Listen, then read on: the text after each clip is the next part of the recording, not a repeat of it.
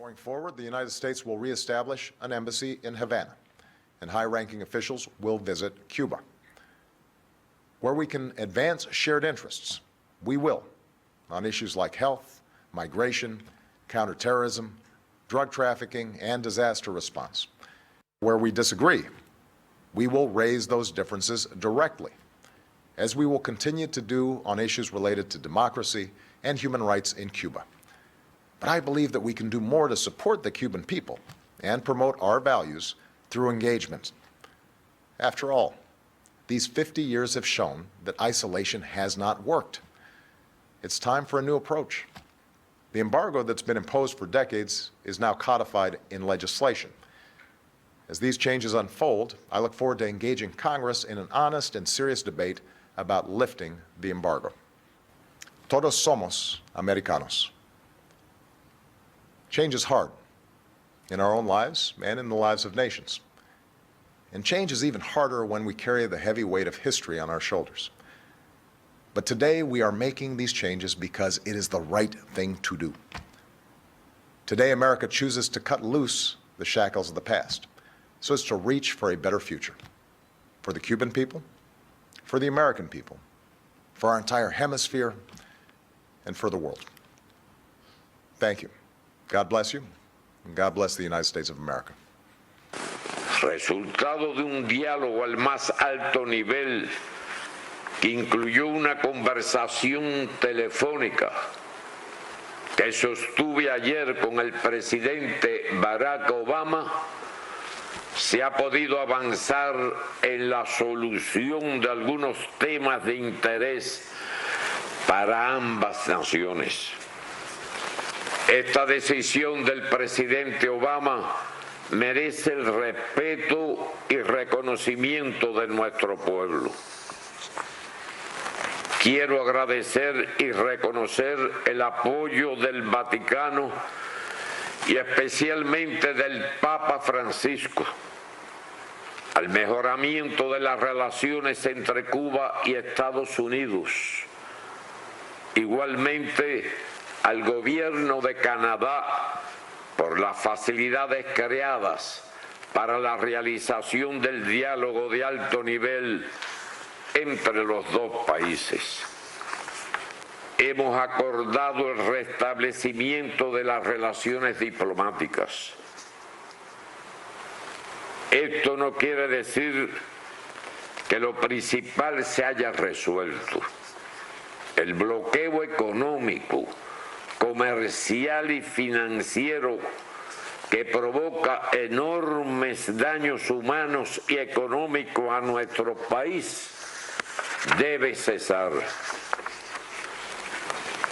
Aunque las medidas del bloqueo han sido convertidas en ley, el presidente de los Estados Unidos puede modificar su aplicación en uso de sus facultades ejecutivas.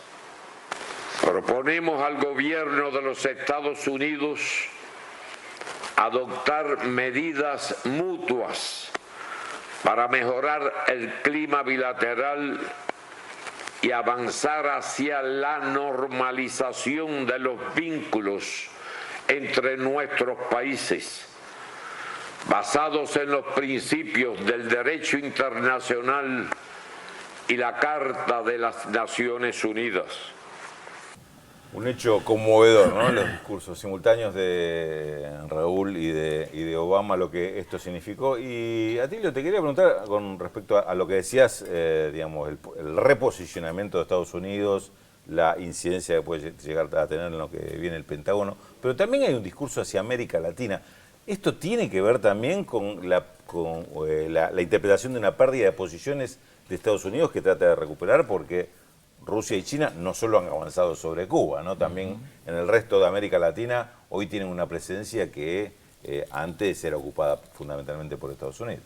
Yo creo que sí. Yo creo que ellos están preocupados porque han perdido ese control. Ese era un hemisferio garantizado para ellos. Tenían una OEA que votaba, digamos, como tabla cualquier cosa que quería Estados Unidos. Había que bloquear a Cuba, la bloqueaban. Había que romper relaciones, la rompían. Eso se acabó. En un mundo mucho más complejo, mucho más desafiante.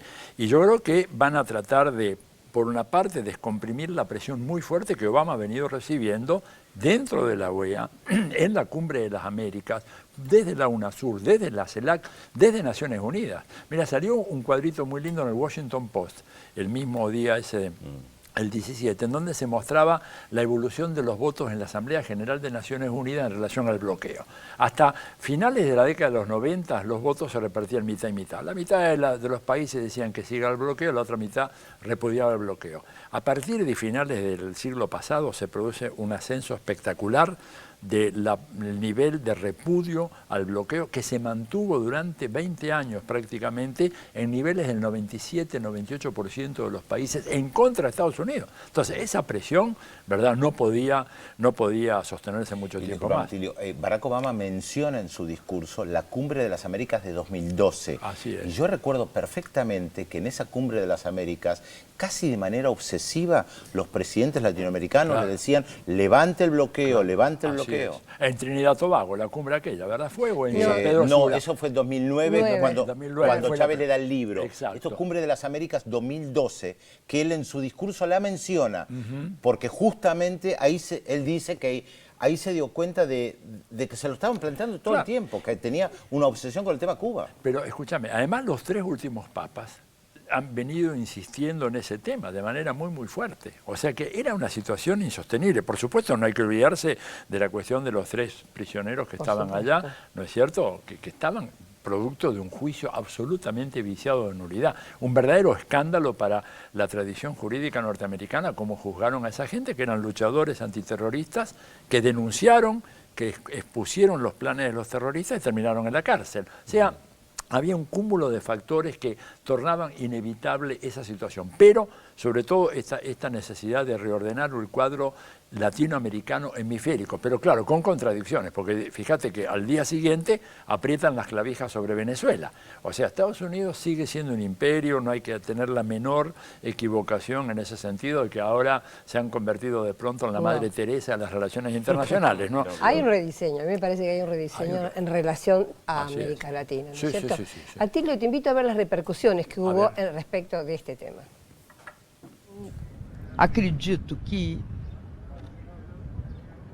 a possibilidade de relacionamento, o fim do bloqueio, o fato de que Cuba tem hoje condições plenas, né, de conviver na comunidade internacional é algo extremamente relevante para o povo cubano e acredito para toda a América Latina. A nombre de todo el pueblo colombiano, y yo creo que de todo el continente, porque estoy en cierta forma interpretando a todo el continente, celebramos la audacia y el coraje del presidente Obama y del gobierno cubano para tomar esta decisión que abre la puerta a que en un futuro, ojalá no muy lejano, podamos alcanzar ese sueño de tener un continente donde haya paz total entre las naciones y al interior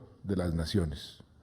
Es una decisión para quedar en la historia y creo que es muy importante porque en la historia Cuba ya quedó ese pequeño país, pequeño gran país que soportó 53 años de aislamiento y bloqueo a tan solo 90 kilómetros del país más poderoso del mundo. Hay que reconocer el gesto del presidente Barack Obama, un gesto de valentía y necesario en la historia. Ha dado un paso quizás el más importante de su presidencia. Y Cuba de pie allí, con los cubanos, un pueblo culto, educado, digno de valores. Y ha dicho el presidente Barack Obama que no pueden seguir insistiendo en una política de tratar de llevar al colapso a Cuba como una forma de hacer política. Pareciera una rectificación histórica. These changes will lead to legitimacy for a government that shamelessly, continuously abuses human rights, but it will not lead to assistance for those whose rights are being abused. It is just another concession to a tyranny by the Obama administration rather than a defense of every universal and inalienable right that our country was founded on and stands for.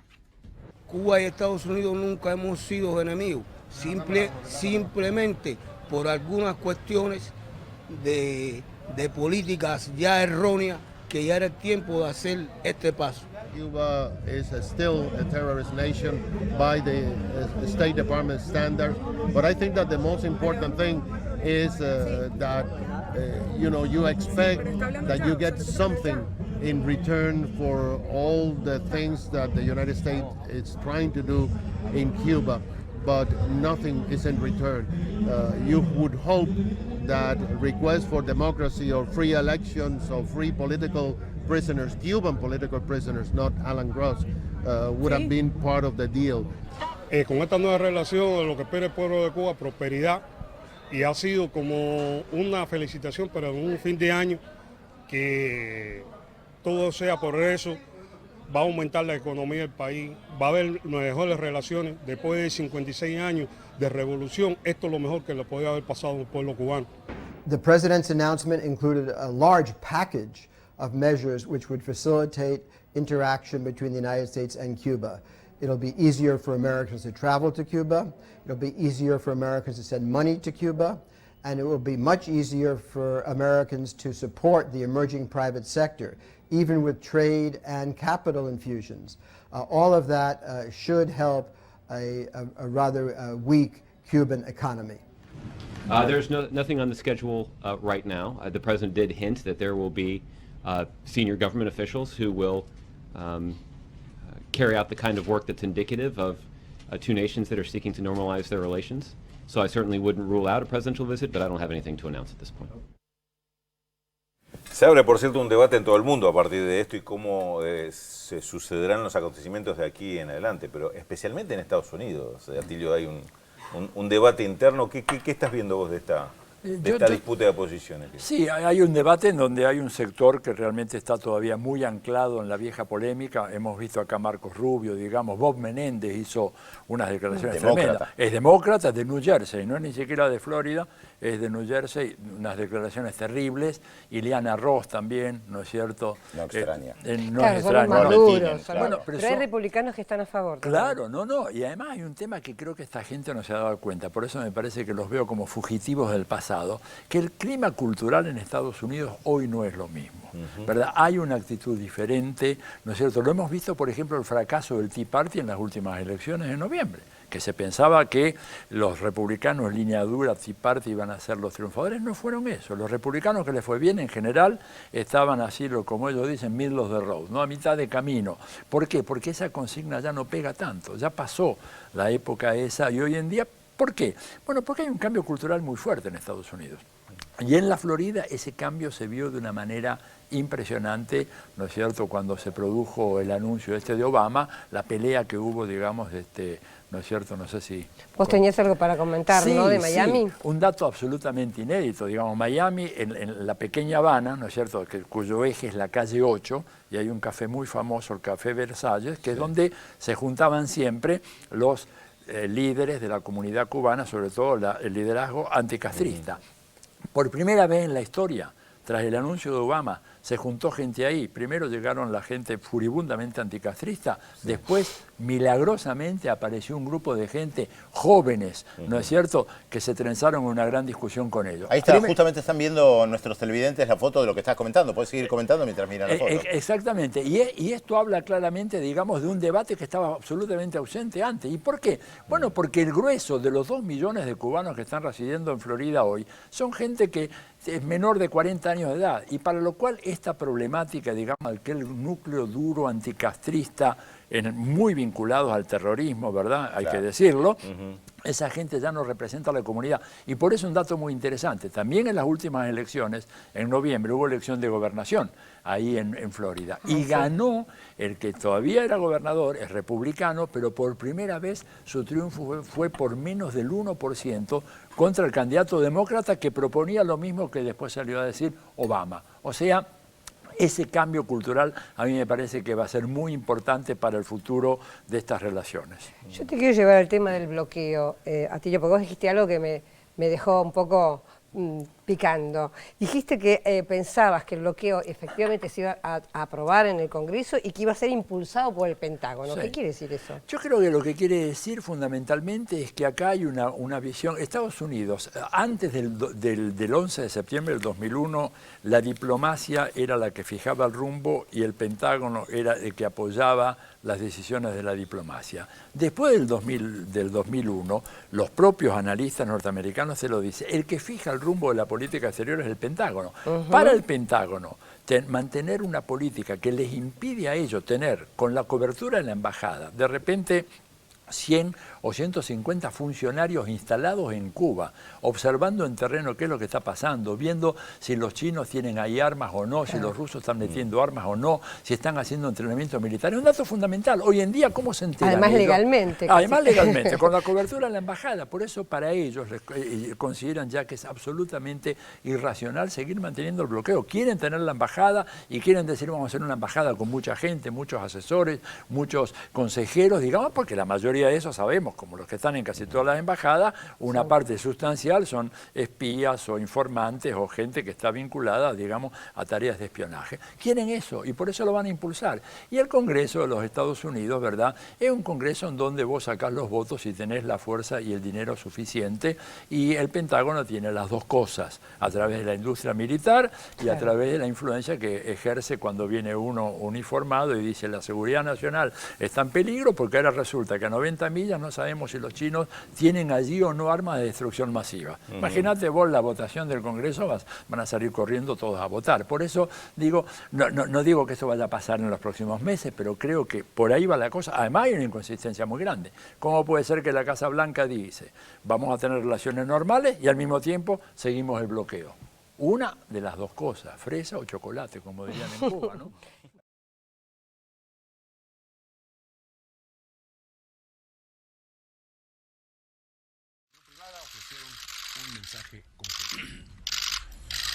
This is obviously a historic meeting.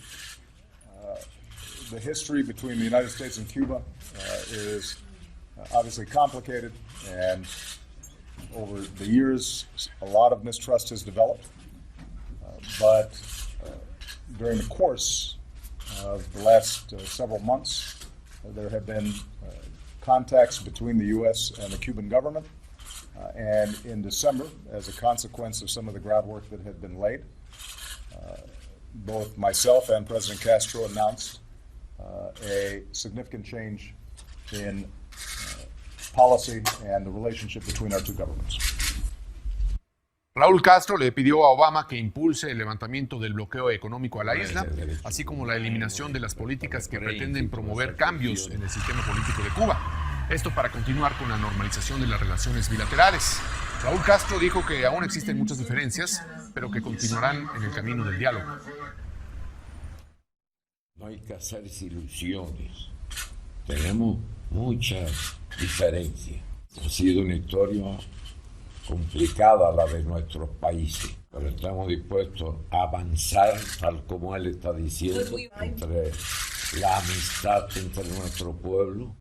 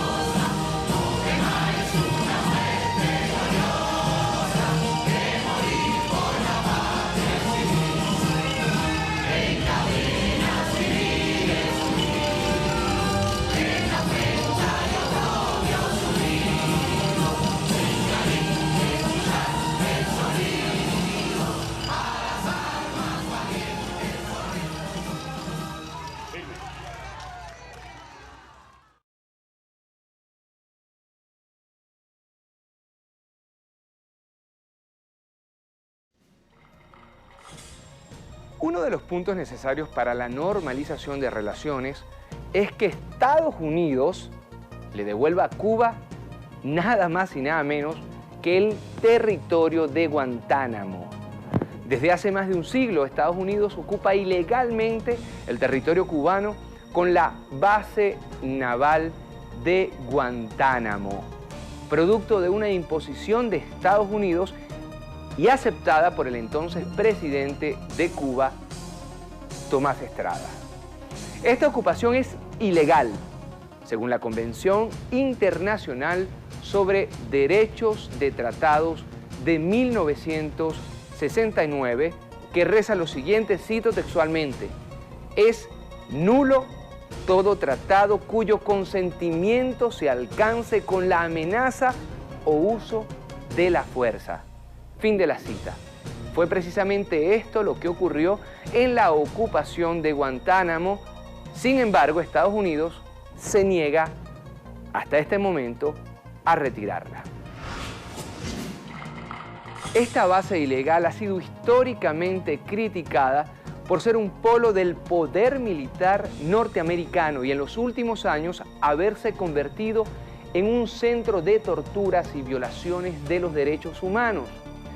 Desde 2002, por cierto, la usan como una cárcel política para detener a miembros de Al-Qaeda, talibanes capturados en la invasión a Afganistán y otros detenidos producto de la llamada lucha contra el terrorismo. El cierre de la cárcel en la base naval en Guantánamo fue una de las promesas de campaña del presidente estadounidense Barack Hussein Obama en 2008. Sin embargo, hoy día, 7 años después, sigue sin cumplirse.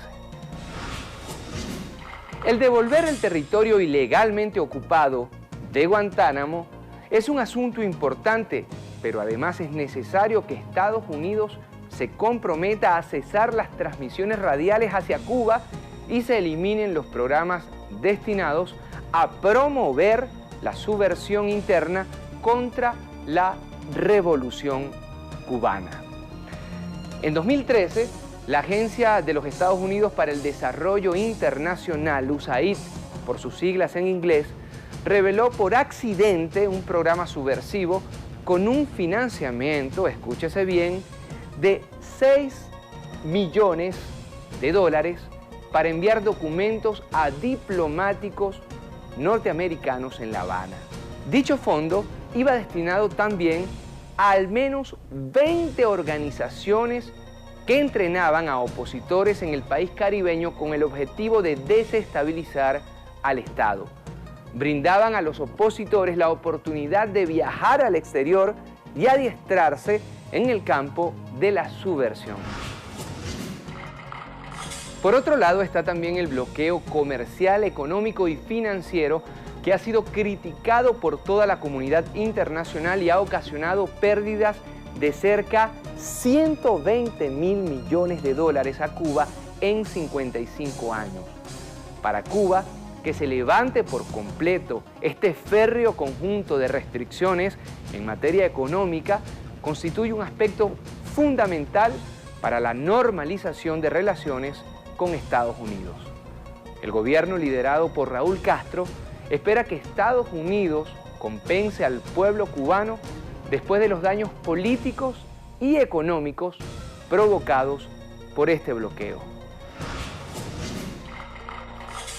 En este más de medio siglo, Cuba ha denunciado el acoso financiero de Estados Unidos que afecta a todos los sectores del país. En el área de salud, había equipos tecnológicos de especialidades como cardiología, tomografía y ginecología que la isla no podía adquirir por las restricciones de Estados Unidos. Si el bloqueo se levanta, Cuba podría comercializar productos tradicionales de exportación como el azúcar, el ron, el tabaco y el níquel, así como exportar servicios, acceder a la tecnología de punta que poseen empresas estadounidenses y tener un mayor nivel de inversión extranjera. Pero no es tan fácil.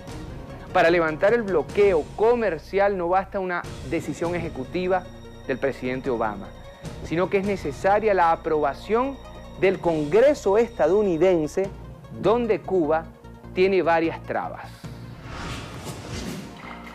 Una pregunta se hace más que necesaria. ¿Quiénes son las piedras de tranca en el Congreso?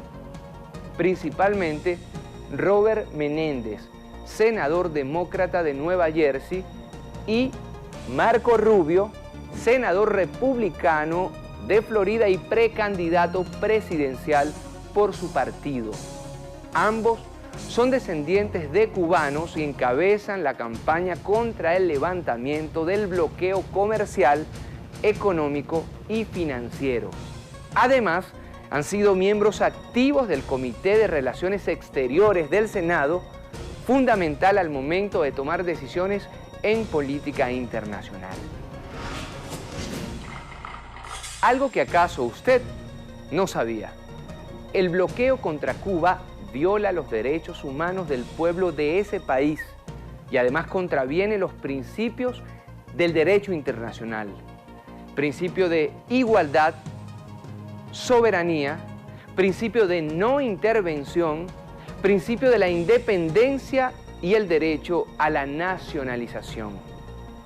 La Organización de las Naciones Unidas, ONU por sus siglas, ha rechazado durante los últimos 23 años el bloqueo contra Cuba mediante votaciones en sus asambleas generales.